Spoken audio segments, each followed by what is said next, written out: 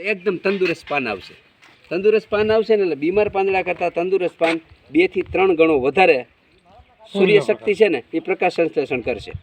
પ્રકાશ સંશ્લેષણ કરે એટલે શું થાય? હવાનો 78 નાઇટ્રોજન અને 20% પ્રદૂષિત કાર્બન છે એ કાર્બનને પોતાના શરીરમાં ગ્રહણ કરે એટલે ઓઝોન સુરક્ષિત થઈ ગયો, કાર્બન ક્રેડિટ થઈ ગઈ અને એ પાંદડા કે દાખલા કે જે કાંઈ લીલી વનસ્પતિ બની એ હાર્ડ ફોર્મમાં કાર્બન થઈ ગયું. એ જ્યારે સુકાય ત્યારે હાર્ડ ફોર્મમાં હોય.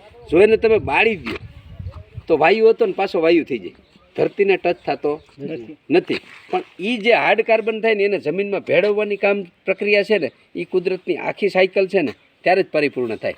તો આપણે હાર્વેસ્ટરો આવ્યા ને બધા મશીનરી આવી, પશુ નથી રાખવા એટલે શું કરે? હાઠીઓ હરગાવી દઈ, તુવેર હરગાવી દઈ, મગફળીને ચારો વેચી નાખીએ, ઘઉંવાળા હળગાવી દઈ તો પાછો પ્રદૂષિત કાર્બન ઉપર જતો રહીએ. એને જમીનમાં કોઈ પણ બાયોમાસ હોય એક વખત લીલામાંથી સૂકું થાય કાંઈ પણ થાય એટલે એને જમીનમાં ભેળવવો પડે.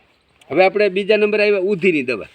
તો ઉધઈ છે ને ખેડૂતનો સૌથી સારામાં સારો નોકરિયાત કયો ને વગર મૈસારાનો તો ઉધઈ છે. આપણે તો ઉધી દેખી નથી, એ મારી નથી.